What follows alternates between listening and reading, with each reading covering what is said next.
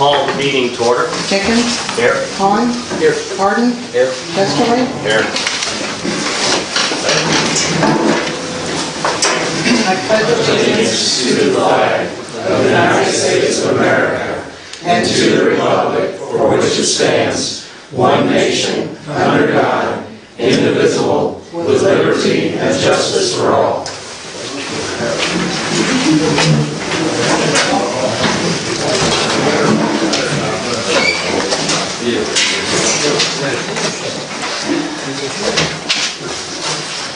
We have, before we get to DeWitt County Development Council, we have a few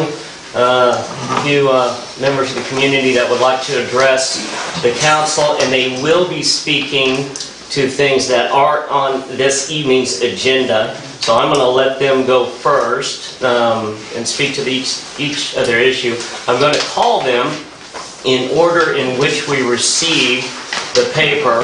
Before we do so, most of them are they are speaking about the same thing. So I'm going to make at least one comment, and then I'll allow them to have the floor. I had stated that I would like to have people fill out an application for the city council position, and I also stated probably a number of times that I had planned to interview each and every one of them.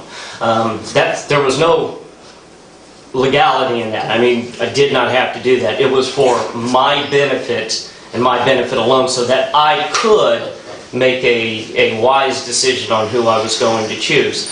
When I went to look at the names and everything, I was looking for a few criterias. One, they couldn't be a close friend. One person was automatically scratched off of the list at that time. Two, they needed to be fresh eyes, someone that I think that was new to the council, if you will, just so we could get a fresh opinion. I think that it would be a blessing to have that. And three, to be a proven leader in the community.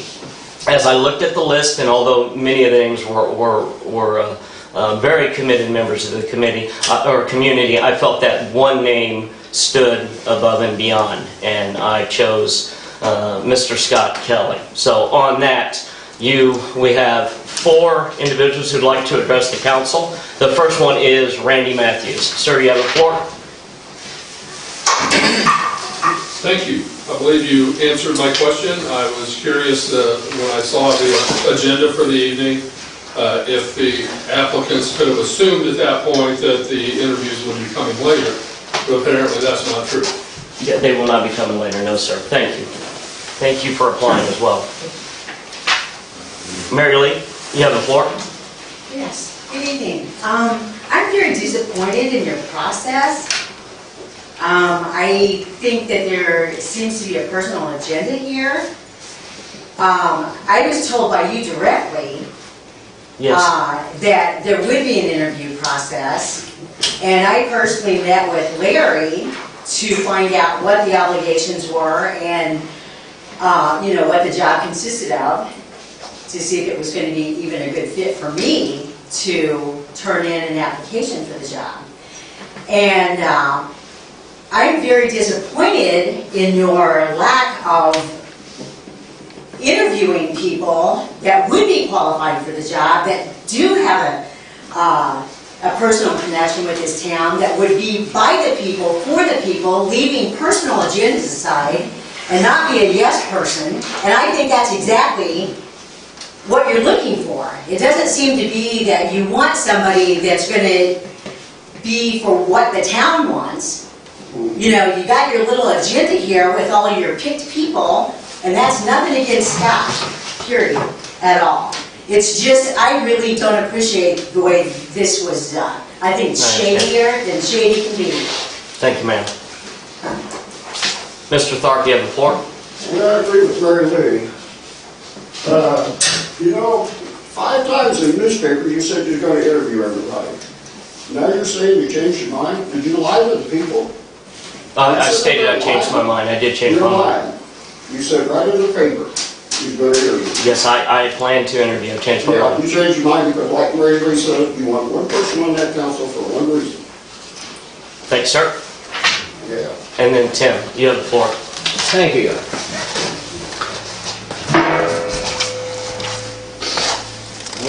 concerned about the handling of this conflict and this body. I would like to point out that this is taking on a life of its own. There seems to be a hydra living in our small town, a many-headed hydra, and no matter what the citizens wish or express, it is ignored by this august group of gentlemen assembled before us. Accusations are made against citizens of wrongdoing published in papers, not by their own volition, but by the volition of members of the council or our illustrious mayor. We have been promised again and again and again, in print and verbally, that this conflict would be resolved in a timely fashion and appropriate manner. This has not occurred unless I've got Rick Van Winkle's beard on and don't know it.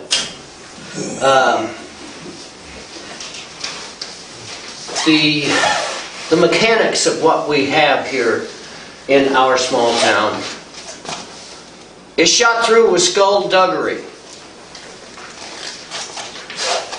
Our mayor insists that he is beyond law in his promises. Thereby, we must assume, and only by Mr. Mayor's verbiage do I say that perhaps he has the law on his side. But as far as integrity goes, there are questionable issues aplenty to go around. I filled out an application, submitted it on time, in great detail. I am a licensed general contractor. I have 35 years of experience in writing estimates, bids, negotiating contracts with labor institutions, dealing with the public. Everything that these gentlemen could possibly be confronted with, and I'm sure that Mr. Kelly is going to be more than prepared to take his seat, and I thank him. But we all want an open window. We would like to see information such as the city charter that does not request the mayor to maintain his integrity, personal integrity, and how these meetings and these appointments and these interviews are to be handled. All I want to know is, what are the parameters?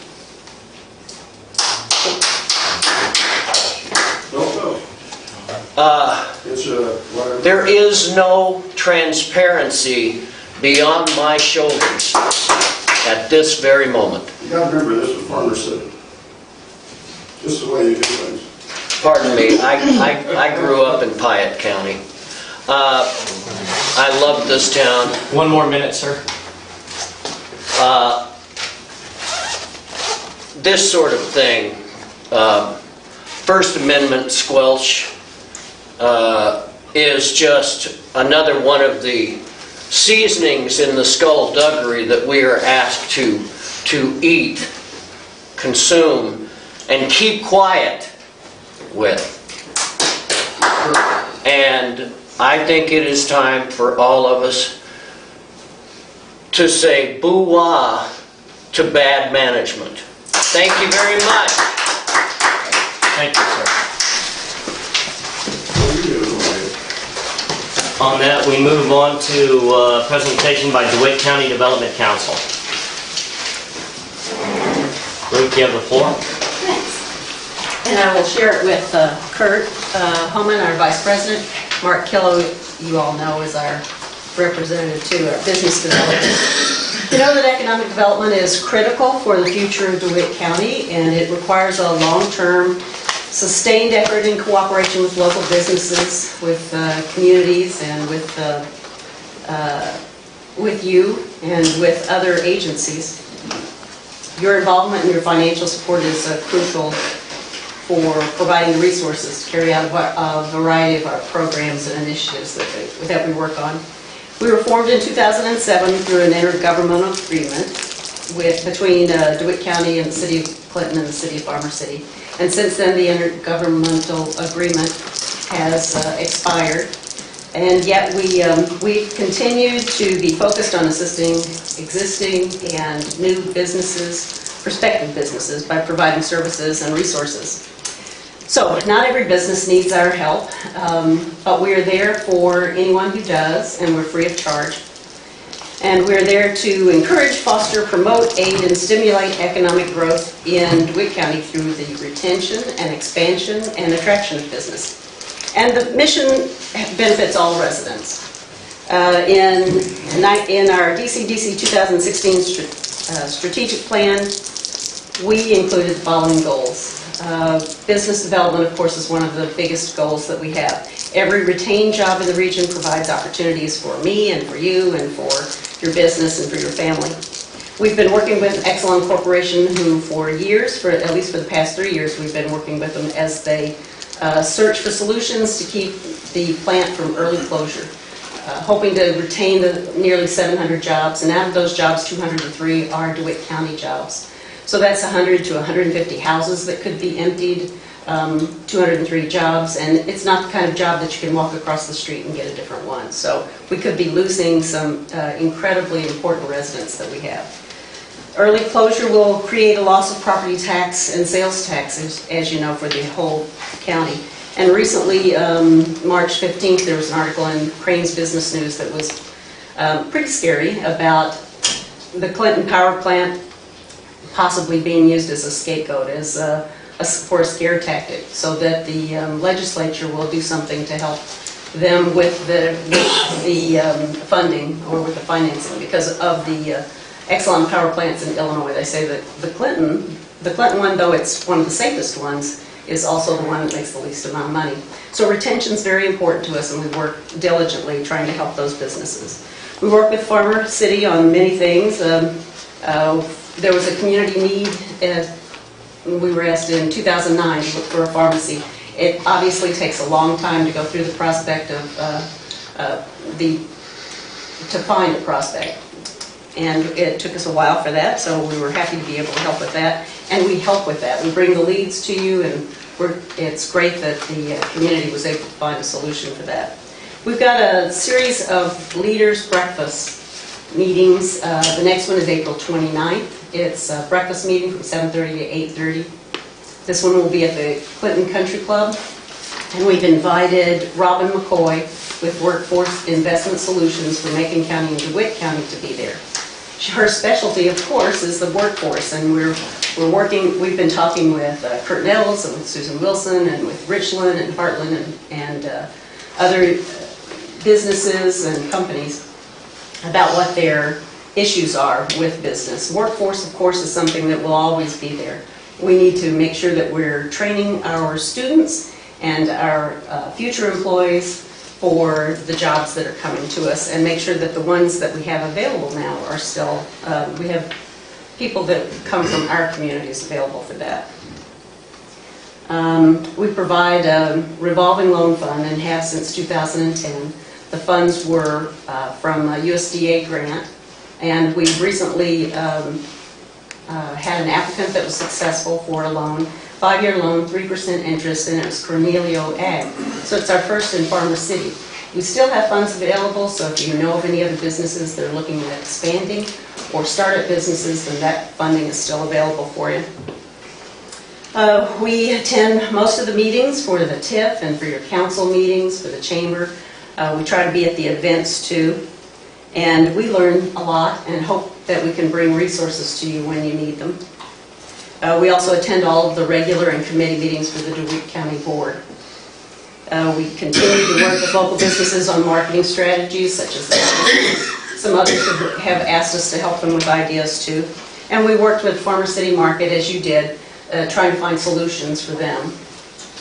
We've been prospecting. Some of the things that we've been asked to look for were restaurants or fast food restaurants. And we know that we have building sites in town that would be perfect for businesses. The 20 acres at 74, the property right next to Emo's, and the former Casey's building. As soon as it's ready, we've got a prospective, well, a client that wants to look at it. So we hope that we have somebody that we could bring into that.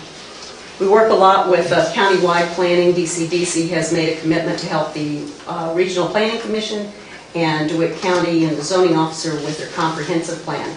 And it's imperative that we research and know exactly what the communities want, what Farmer City wants, what Clinton wants, and it's been great having Larry over helping us find those solutions for Farmer City and listening to the things that you're saying that you need here so that we can make sure it's part of that comprehensive plan.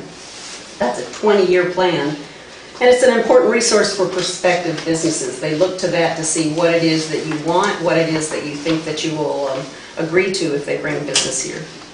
All right, increasing residents is an important issue. It's not typical for economic development, but we see the need here.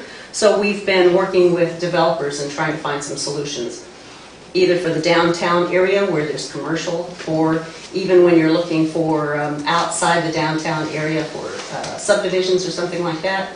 We have resources. I say that our best talent is that we know people who know people who know people. So if you have some odd question, no matter what kind of business you are, we may be able to help you find somebody with the answers. We certainly don't have all the answers, and that's why we need to work with all of you. Recreation and tourism is a big facet of economic development. We've been excited to be able to work with the Illinois Collegiate Rowing Invitational coming up April 16th. We've been working with the Illini Rowing Club and with the Illinois Department of Natural Resources and with Exelon, hopefully to make this a permanent site for them so that they can have those races every April and May, and so that they can bring 700 or more tourists in to see how great our community is. Coming through Farmer City, of course they're coming from Champaign. Hopefully they'll be doing that weekly for those 2 months. And the Farmer City Raceway, of course, has always been something important for DeWitt County, not just for Farmer City. It's something that I'm proud to be able to say when I go out and tell someone that I'm from DeWitt County. Here's another tourism event that brings in a lot of people and has a lot of positive reaction to people outside. Your support allows us to do all of this, and Kurt Homan, someone from Farmer City, is now our vice president, and he's supporting DeWitt County Development Council, and you can ask questions of him or Mark or me at any time. And I believe you have something you'd like to comment. I do. So I guess my comments are going to be slightly more personal. So I was on the original founding committee for DCDC, or the committee to find a solution. And the cities of Farmer City, Clinton, and the county came forward and said, hey, we need to put something together to market our county. And that was 7, 8, 9 years ago. At that point, along with some other local business people and Clinton business people and other county business people, mostly some government folks as well. But at that point, once DCDC was formed, then I stepped off of that, and the group worked, I guess. And so up until a year ago, then, about a little over a year ago, I was appointed back to DCDC. So as of a year ago, I've been back involved with it on a more direct basis. Always kind of indirectly had been involved, but more so on a direct basis. Well, as of 2 meetings ago, then, as Ruth mentioned, I was elected our vice president for DCDC. And in there, I just want to say there was a lot of discussions that we had prior to those times. A big discussion was the strategic plan, and that's a strategic plan for DCDC, not necessarily a strategic plan for the county, not necessarily a strategic plan for Farmer City or Clinton or any of the other communities. But the strategic plan is what do we do? What do we do for ourselves to better serve the county? And so that was a big part of what we did. And in that, came a new president and a new vice president. Also, the strategic plan, we want to include private donors, private partners, as well as public partners. I wanted to throw that out there. A couple of our local Farmer City local recent successes, and there have been others, but in this year's time, and really in the last 6 months' time, the revolving loan fund to a local Farmer City business to expand its business lines, and I know Ruth mentioned that, and the Collegiate Rowing Invitational. I just want to expand on that a little bit more to say that it isn't all just Champaign direction, but some of the universities that are involved with that, Cleveland State University, DePaul, Marquette, Northwestern, St. Louis University, University of Chicago, University of Illinois, University of Iowa, University of Kansas, University of Missouri, Wheaton, and Xavier. And again, the hope is if we're able to get this accomplished, that we can make this a permanent course for the University of Illinois. That opens up a lot of doors, and some of the near-term doors are there would be some mostly Chicago area high schools that would be coming down to use the course. It is already one of the premier courses, not in the state, but in the Midwest region.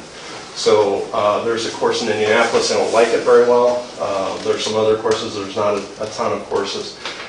Theoretically, and not theoretically, there is discussion of this course being a Olympic trial course. Potentially, if Chicago were to get the Olympics, that potentially could actually be a race site. So as we eye on what we could do for not just Farmer City, but DeWitt County, that could be a huge factor in that. And it all, this year instead of one race, they're going to have three. So the writing is on the wall. All of us are excited about Lovie Smith as the new football coach, but Farmer City really has the opportunity to be very, very excited about the University of Illinois rowing team. And I think that's a great accomplishment. I just wanted to expand a little bit more on that. One of the other business contacts I had in actually Clinton, a Clinton business person, met with them a couple weeks ago, and they sat down and they said, Farmer City really seems to have a lot of business activity going on. And it kind of shocked me a little bit, because we get so involved in day to day, and we want 100 things right now. And I get it, so do I. But I said, really, why do you say that? And they said, well, it just seems like things are happening with the Casey's. And I said, the city did that. They did a great job with that. With the pharmacy, I said, yeah, DCDC helped out a little bit with that, and the city really was able to put that together. I said, fortunately, Farmer City had a TIF at that time, and that was very, very beneficial. But the comment that I made, and I actually wrote this down, I said, Farmer City works well when we work together, and it works poorly when we don't. So a personal goal for mine and for Kevin's with DCDC is we really, and this is right, I'm going to admit, I think we're lacking in this area, is we really want to create the communication between Ruth, between the DCDC board, and the public entities that it serves, such as Farmer City. We need to get to a point where Larry Walling can pick up a phone and say, hey Ruth, here's what we need some help with. And Ruth needs to be able to pick up a phone and say, Larry, we got this potential thing, and the more minds involved, the better. Obviously knowing that there's privacy issues and those types of things. But that really is where we want to get to. And also, DCDC wants to take on any role necessary for the end result. Whether that role is simply to research what a rule is, research how something is zoned, or whether it's going out and making 500 calls to get a business interested, fantastic. We want whatever role makes sense. Okay, if that makes sense. And again, the goal is the end result. Another couple of comments. DC-DC hopefully can be used as a tool, so just as you're looking at a business district, I know TIF was on the table, maybe it's not anymore, but, the TIF district when it was here was certainly a tool. I asked to maybe use DC-DC as one of those business development tools. Is it the answer to everything? Absolutely not. But it used as a tool. And on all of those notes, without a TIF, DC-DC becomes excessively more important. I'm glad, I know Ruth is glad, Mark is glad too as well. Anyone that's to sit down one-on-one, I know you're going to be making some decisions on this. I would be honored to sit down one-on-one and you can give me the good, the bad, the ugly, all of those things. We'll have a very, very frank conversation about DC-DC and realistically whatever you want to talk about. DC-DC does not sell a product or a service, okay, with the exception of the community that we live in. Because we don't generate income, we have to rely on our public and private funders to do that. And so in that regard, DeWitt County is a strong funder. Clinton funds, there's some private investors that fund, and we of course are asking, for Farmer City to do the same. So I'm a volunteer. I wore my volunteer clothes tonight, but we're always looking for volunteers as well. But ultimately, our goal is the same. So I would ask you to consider, fully funding DC-DC this year. And again, I'm glad to sit down and discuss anything you'd like. So, okay. This course you're talking about, where is it? So it is at the Parnell exit or access. Thank you. Okay. The Parnell access area. And goes which direction? Would come Towards Route It goes to 48? 48. yes. It's 1.25 miles. Okay. Yes. Yes. And they'll be using vendors for food. They'll have T-shirts available that day. And they're definitely going to be out here. They'll be out here April 16th is their big meet. Then they'll have one on the 23rd and on the 30th. Those are smaller. Correct. And they're on Saturday, so the raceway's on Friday, and we're making sure that they have information about hotels and events and businesses. And hopefully we'll be calling some of the local businesses to ask for sponsorship.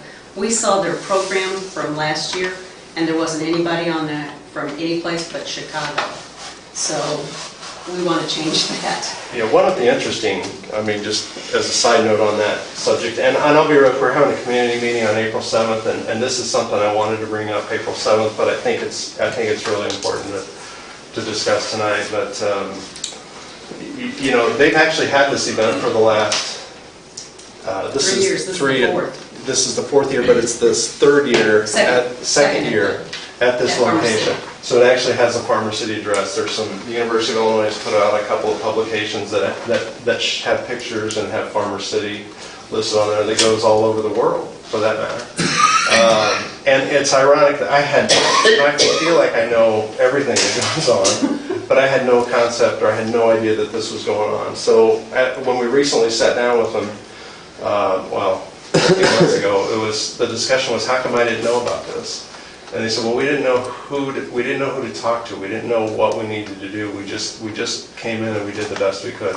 Well, all of a sudden we've thrown out ideas and set up the possibility to make this a permanent site, which is what they want, and that's a good plus. So just having DC-DC there, gives us the ability to answer questions and maybe expand something and maybe make it something and make it an Olympic event or a fantastic event. I use the Olympic in a general sense, but also in a realistic sense. Any other questions before I sit down? But thank you so much for your time. So, thank you. I got it. Talking about out the Parnell access area, Yes, sir. and where do you set up at? Well, I don't set it up, but it's Parnell access 248. So there's a Right. there's a no wait zone that goes through there. Yes. Very good. We're moving on to section 1, the consent agenda. I make a motion to approve the consent agenda. I'll second it. Go ahead and call it. Jenkins? Yes. Hahn? Yes. Harden? Yes. Testori? Yes. Motion carried. There being no unfinished business, we move to section 3, new business.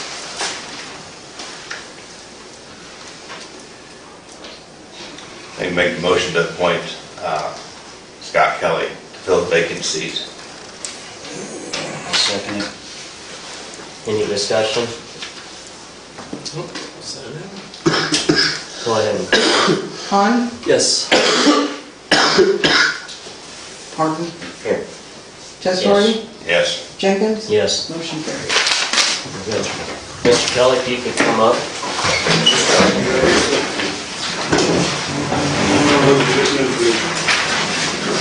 Raise your right hand and repeat after me, please. I do solemnly swear that I will support the Constitution of the United States and the Constitution of the State of Illinois, and that I will faithfully discharge the duties of the office of the City Council member according to the best of my ability.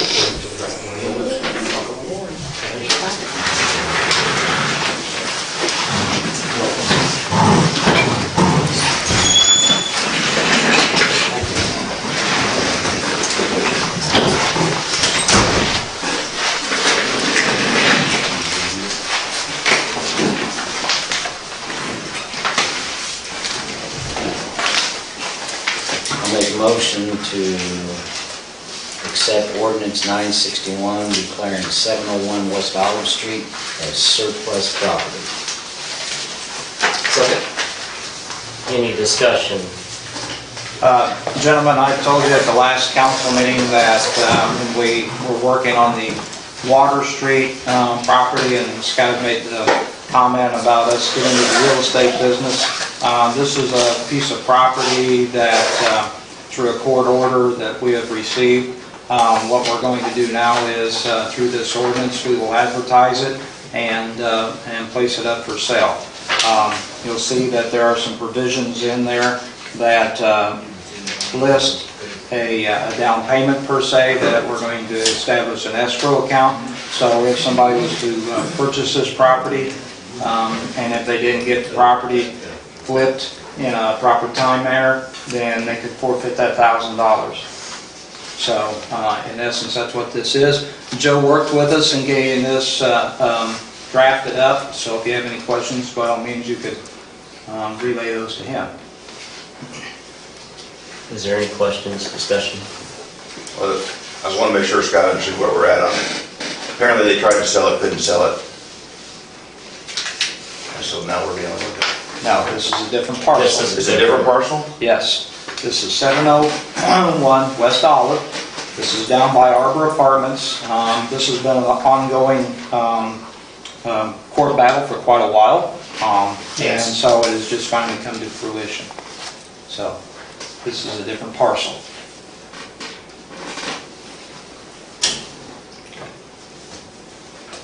Any questions? Do roll call. Harden? Yes. Kelly? Yes. Testori? Yes. Jenkins? Yes. Hahn? Yes. Motion carried.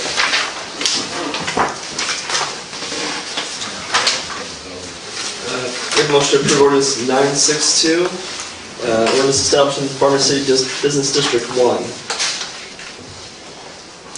second it. Discussion.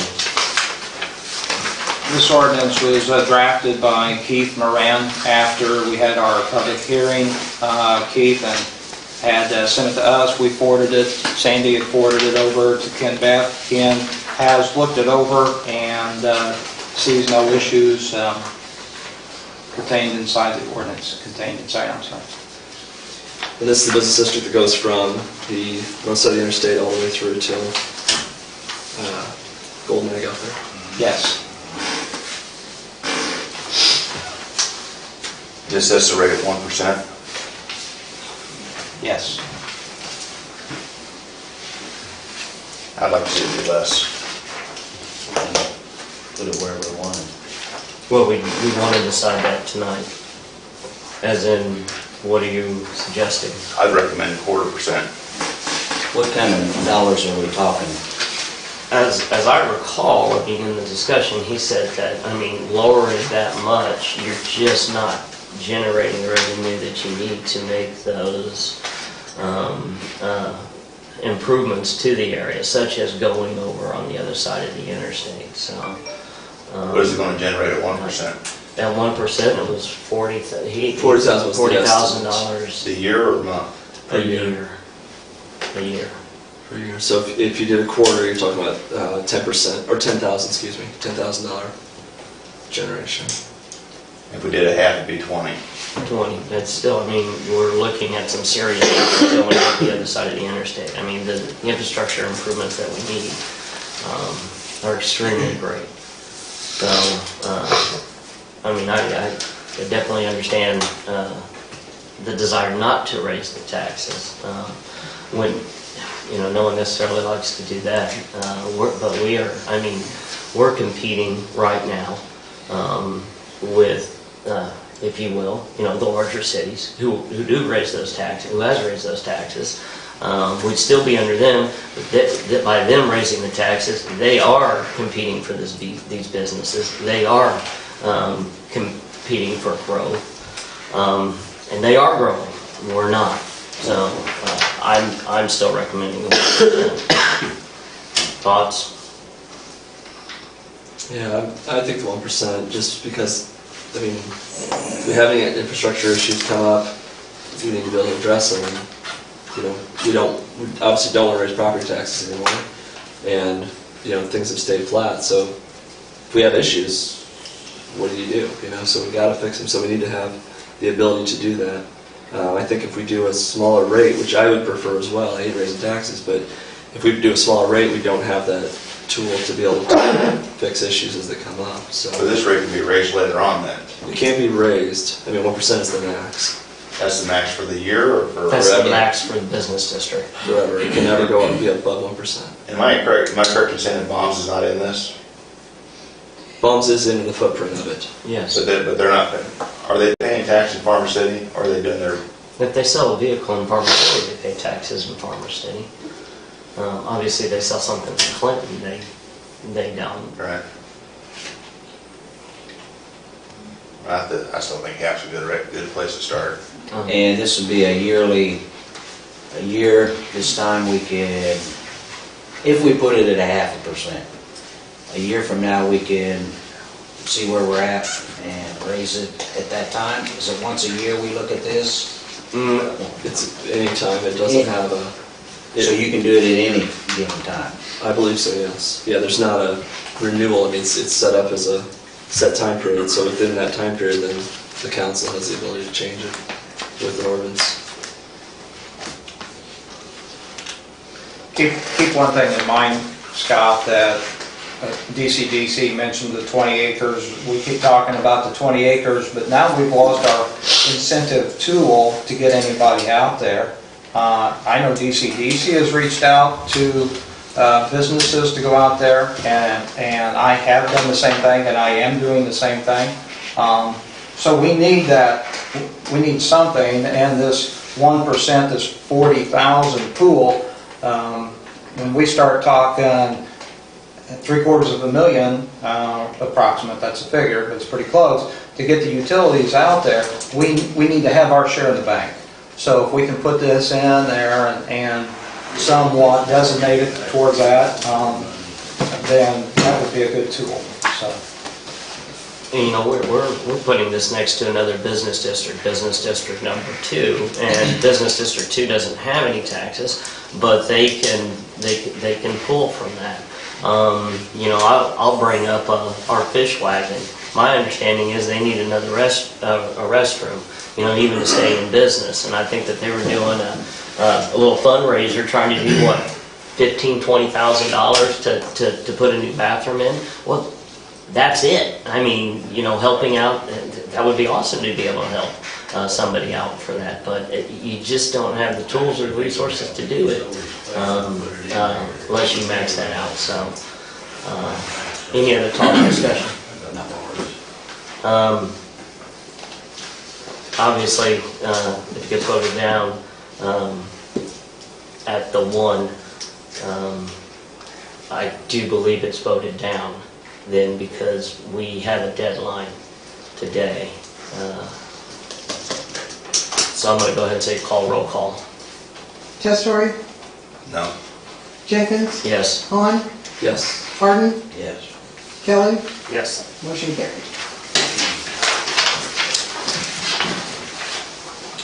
I make a motion to approve ordinance 963, ordinance establishing Pharmacy Business District 2. I'll second it. Any discussion? This is 0%. This is 0% raise.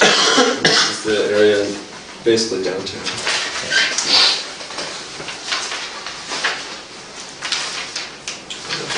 Discussion?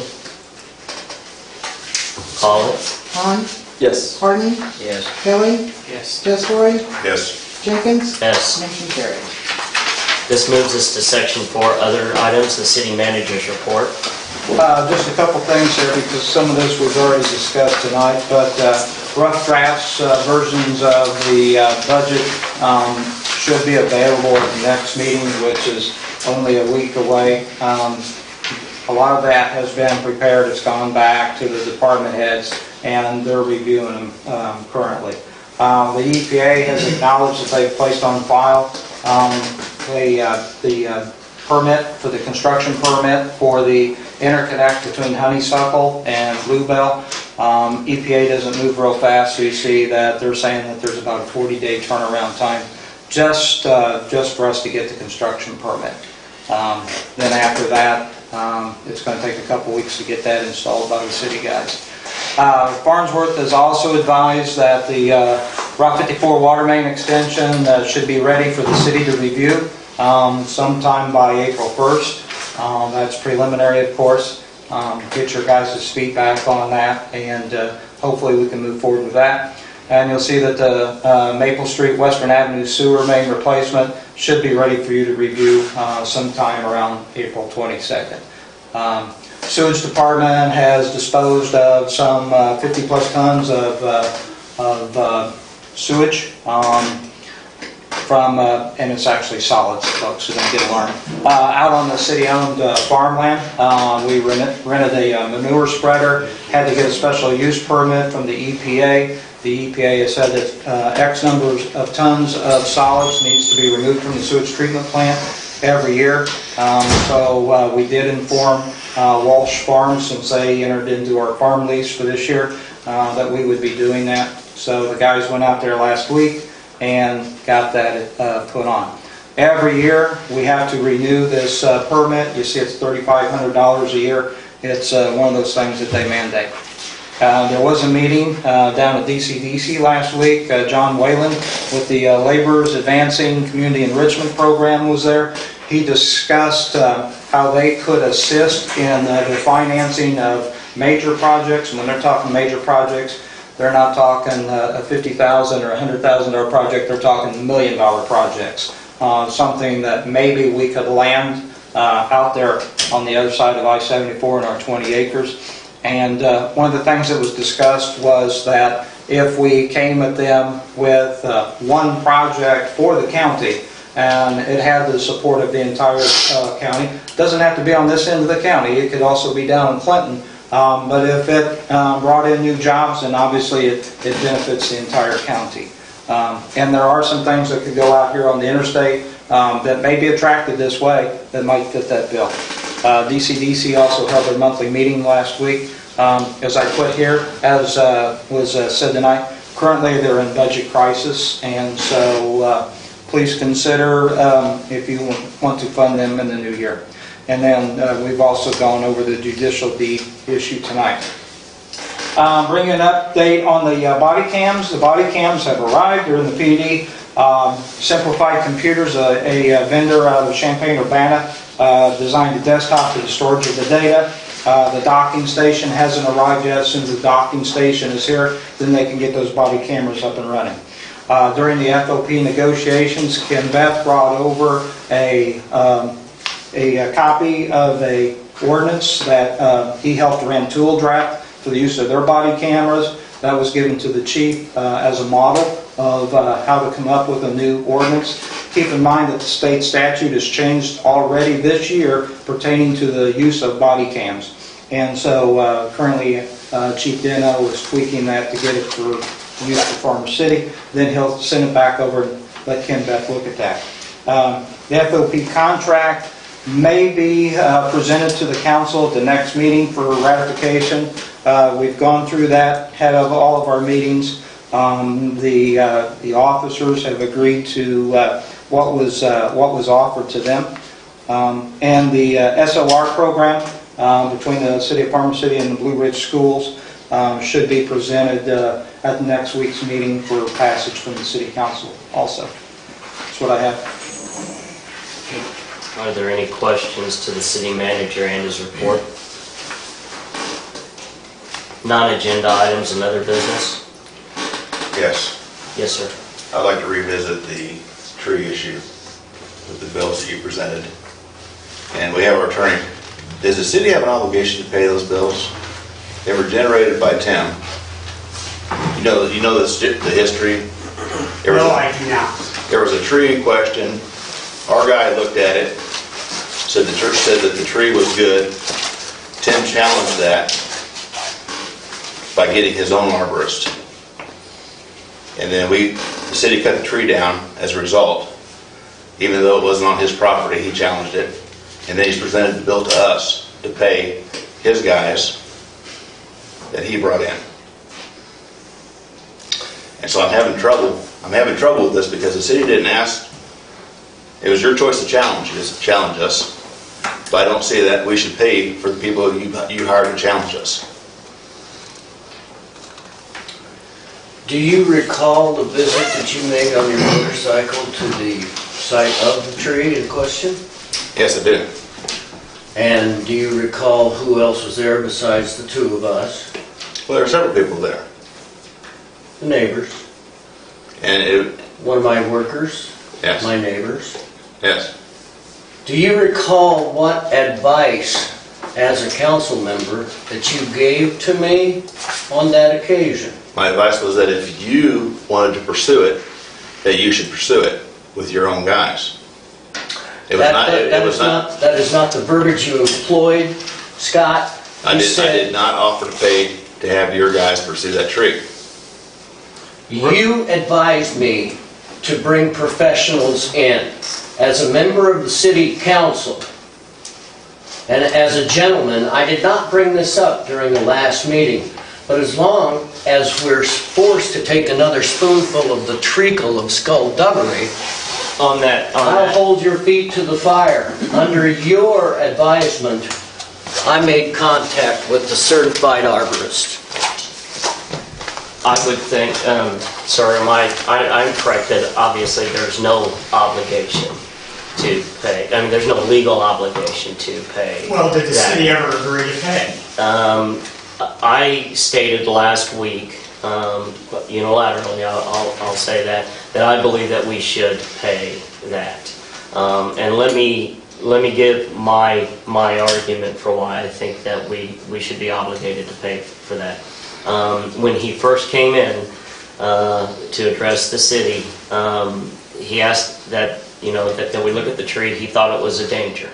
At that time, we said that we would take a look at it, and we sent some people to look at it, and they looked at it, and they came back and they said there was no reason that we have to cut it down. And then we went that direction. We told him we would not cut it down. So at a later date, now of course I don't know what kind of happened here, but at a later date he came back and said, I have spoken with an arborist and I've had them come in, here's the paperwork, correct? They're saying the tree's bad. And then we decided, well, we're going to cut that tree down, correct? Yeah. Yes, sir. We cut that tree down. So although I do not think it is a good idea to set a precedence that anytime somebody comes in and say a bill, we pay that, because quite frankly that's allowing the citizens to direct the expenditure of the taxing body, and we do have a precedent for that, so I don't want to change the precedent. However, this is a case where I think that we did not do right the first time, and because he's he showed it to us that our tree was bad, I don't think that he should have to foot that bill. So that's why I made that decision. So I still think that we should pay this bill. So other councilmen have thoughts. The tree issue in town here on what's city property and what isn't city property, I was always told that if it's on the street side of the sidewalk, it belongs to the city. But I've also been told over the years, I've had trees, and when I lived in another area, that the city is not in the tree business.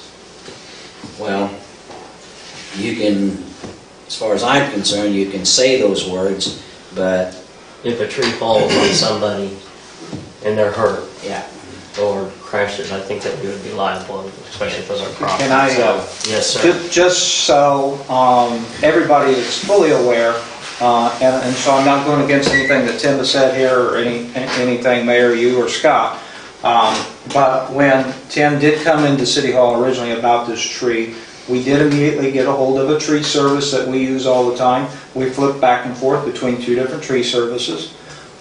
We had somebody go look at it. We did not make this determination on our own. We relied upon a tree service. They gave us that opinion. That's why we did not immediately cut that tree down. So just so people are aware of that, it's not that we ignored Tim's request. So That's not the statement that I have made. I didn't think that I was being, no, I said not to go against anything you said, sir. So, you guys have any thoughts? No, I agree with you. I think that in this case, we just need to go with it and pay for it. Mr. Kelly? I'm not presuming this is on somebody else's property, you know? This it's is on city property. is in the city only. And it had fallen on the Kilpatrick yard 3 times. State Farm Insurance was refusing to pay on the 3rd one. No more free lunch for the municipality of Farmer City, having repaired the fence and replaced the children's recreation Unless swing there's sets and trampoline. Unless there's any objections. no. But this is somewhere. I think Scott's right on them. I think Mr. Chester is right on the money. We don't want to set a precedence to when we do that. I think you're absolutely right, sir. I'm sure with the tree situation we have, this won't be the first one, or the last one. I'm just. Well, to your point, if a person tells you you need a drink of water, they're not offering to buy you water. I gave you my advice on how I would go about that. I didn't offer to pay to have your guys do that. That's not my position in this. Scott, again, this thing is taking on another head Larry, on the Hydra. we have a purchase. We're ready to go with it. We're going to pay the bill. Thank you, Mr. Mayor, thank you. Any other non-agenda items?